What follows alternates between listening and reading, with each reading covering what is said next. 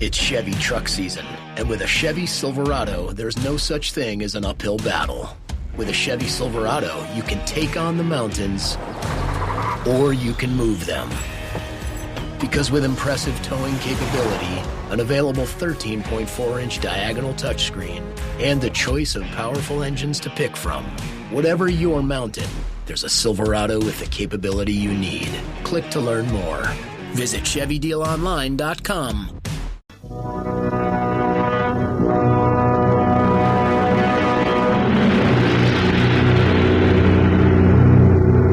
General Motors on Safari.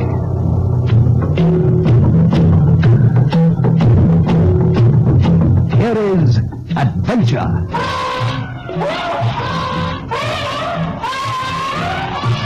Excitement.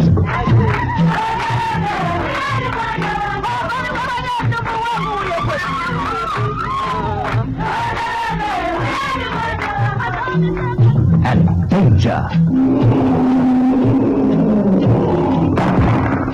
Bringing you the African bush veldt of today and yesterday in dramatized fact, fiction, and true-life documentary.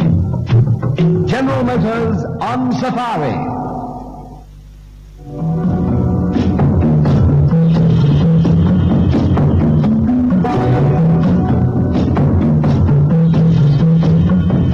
Tonight I bring you a story that took place nearly 30 years ago. A story so incredible, yet absolutely true.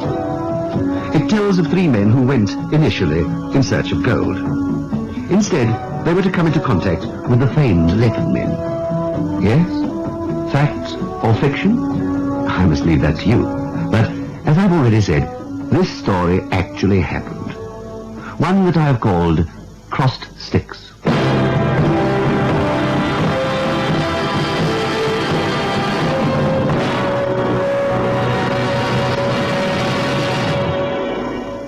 It was towards evening, after a warm day in September, that Peter Campers was sitting on his stoop. He felt tired.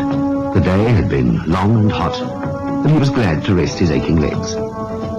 At the time, he was running a rubber plantation in the heart of Liberia. There were no other white men within 60 miles of him, but visits from strangers were not unusual. Sometimes it was just to visit the plantation while the boats were unloading cargo for the trading posts in Monrovia. The plantation, which was called Mount Barclay, had been going for some 40 years. Originally started by an English company, it had fallen into disrepair, but now once again it had been put to use, and its brave old trees were yielding well from its 1,200 acres. On this particular evening, as Campers sat staring out at the thousands of trees, he heard a car approaching. Visitors, he thought. Well, that would be nice, pleasant company for the evening. As the car drew up outside his bungalow, he went to meet them. Inside were three men, dressed in khaki shorts and bush shirts.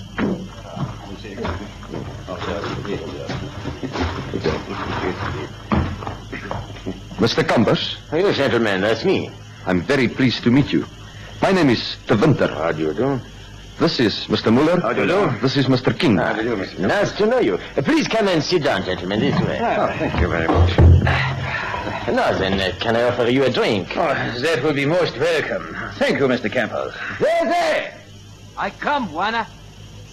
This is my head boy, a very good one, too. What a wonderful name. Yes, he comes from Bassaland. Yes, Juana. Fetch the drink tray and bring plenty of ice, huh? And you, Juana. You say he comes from Bassaland? Well, that's a bit of luck. Oh, why? Well, we've just come from Takoradi. Our company is sending us through to the Bassa country. We're hoping to find gold there. And he'd probably know of a good guide. That's quite possible. I'll ask him later. When do you intend leaving? Oh, if he'd like to get away as soon as possible. Well, you can't go tonight. You must stay with me until we can get you fitted up. Do you want a hunter to go with you? It's dangerous country. Oh, I don't think that will be necessary. Thank you, Mr. Campers. Muller here is an experienced hunter from the Cameroons, and we're just the technicians. I'm a geologist, and King here is our mining engineer. But you still need a guide. I'll tell you what, things are running pretty smoothly on the plantation at present. I'll loan Zeze to you. That is, if you'll go. That's very kind of you. You sure you can spare him? If you're not going for too long. Oh, I think it'll take the best part of 6 to 7 weeks. Why did you say if he'll go, Mr. Campers? Oh, nothing in particular, but they're funny, these boys. They get used to living in peace and comfort and safety on a place like this, and then they're not so keen to return to the bush. Anyway, I'll call him. Zeze! Buana? I must warn you, gentlemen, that you will be entering dangerous country. Not as far as the natives are concerned. They're quite peace-loving. No, it's the animals, in particular the leopards. Be careful, gentlemen. Very careful. You call Buana? Oh, yes. These Buana wish to go to your country. They look for gold. Will you guide them there? To the Vasa land, Buana? Yes. Oh, that country no good, Buana. Plenty trouble there for Cesar. But it's your own country. Why should you worry about that? Buana, country fine, but plenty juju there.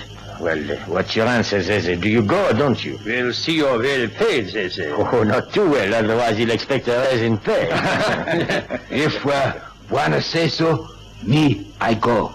But I come back to Buana and Buana give me job again. Of course I will. I promise you that. Oh, Vasa country, no good for white man.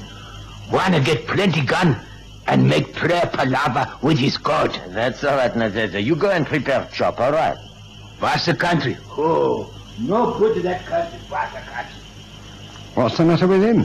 He seems to be scared of something. I told you they have all sorts of superstitions. I wouldn't worry if I were you. But remember what I said, gentlemen. Watch out for leopard. They're dangerous, and there are many in that part of the country.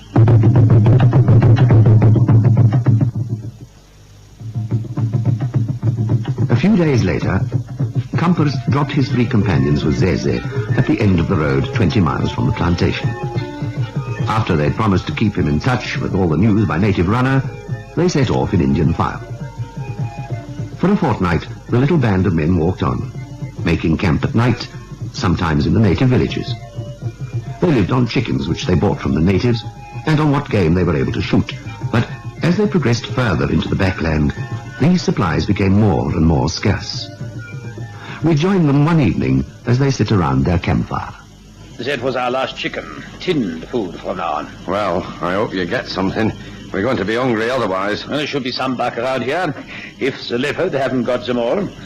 What is all this about leopards? They're just another animal, aren't they? Yeah, but one of the most dangerous you can hunt. They can climb, whereas a lion doesn't usually. You mustn't look for them only on the ground. They can be up in a tree and just drop on you. Oh, dear. And we're under trees here. If you're close to a fire, you're quite safe. Throw some more wood on, will you? All right. Ah, that's better. These leopards, do they go for you in the daytime? No, they'll lie up in this heat. But don't go into thick bush or prodding around in the dongas. And don't forget to take your guns with you. It won't help me much. I can't shoot for toffee. Well, pull a face at them then. No, that conversation always seems to get around to leopards. I felt once or twice that you haven't told us the whole truth. I heard one of the natives talking about this leopard society. Is there any truth in it? Well, gentlemen, you're in the heart of the leopard country.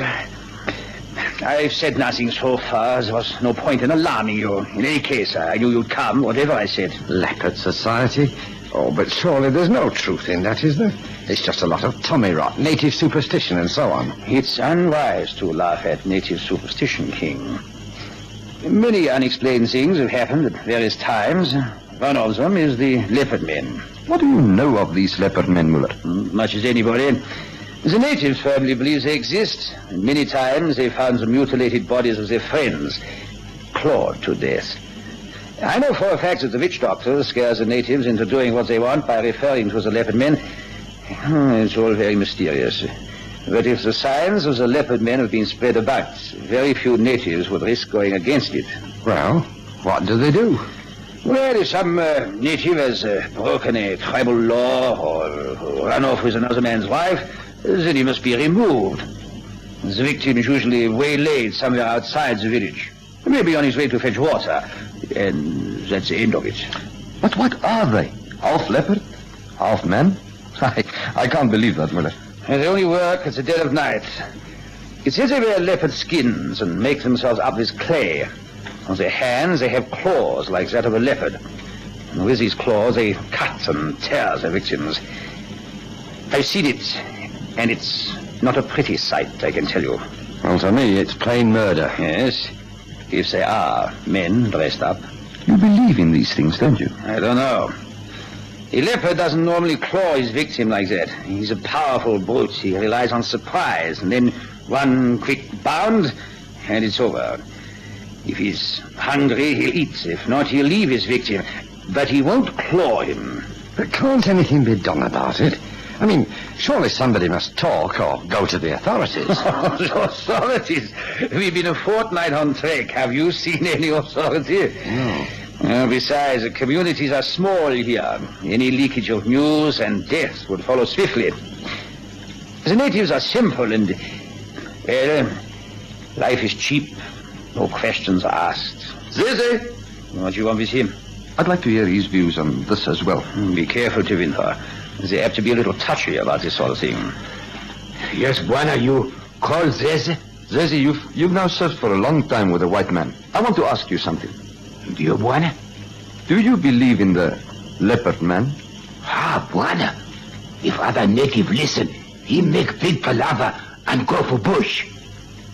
Buana talk softly, Buana. Aye, but do you believe in them? And you, Buana, they in this country. They no come Mount Barkley.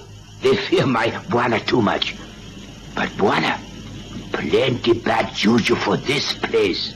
Have you ever seen one, Zeze? Hapana, Buana. But they come from my father's place and make, too much trouble, Buana. They probably just ordinary leopards. Buana no sevi. Juju, man? Never mind, Zeze. Let's forget it. Do you think we could shoot a leopard tomorrow? Buana, wait, Badu. Plenty leopard near my father's place. You mean there aren't any around here? Buana. Oh, I go tell Buana which place by and by. We'd like to get some nice skins to take home. All right, Zeze. For every leopard we shoot, I'll give you 5 shillings. Oh, thank you, Buana. Zeze find leopard by and by. What's a kill? Here, quick, my gun. Follow me. Look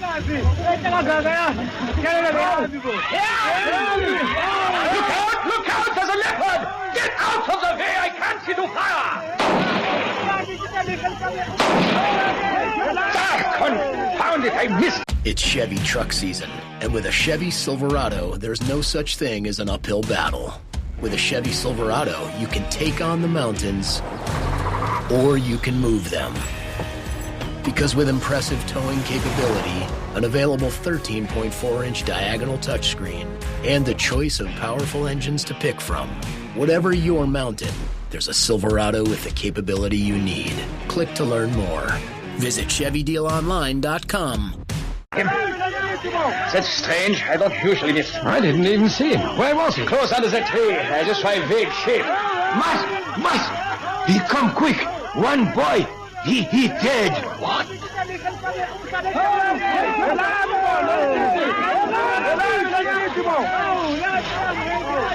There. You see, Buana? I thought you said there were no leopard here, Zeze. That's true, Buana.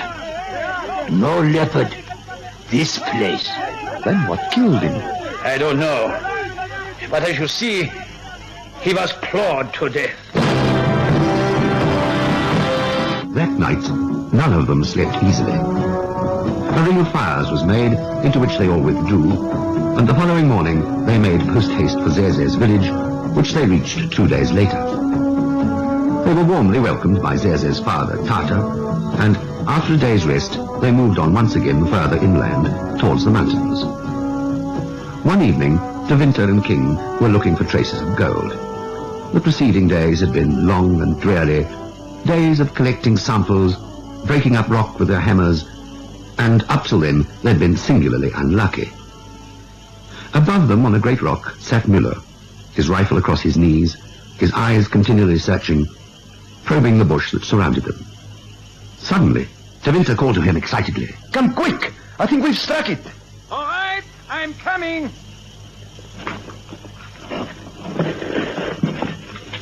Is it really something? Here, hold this for me.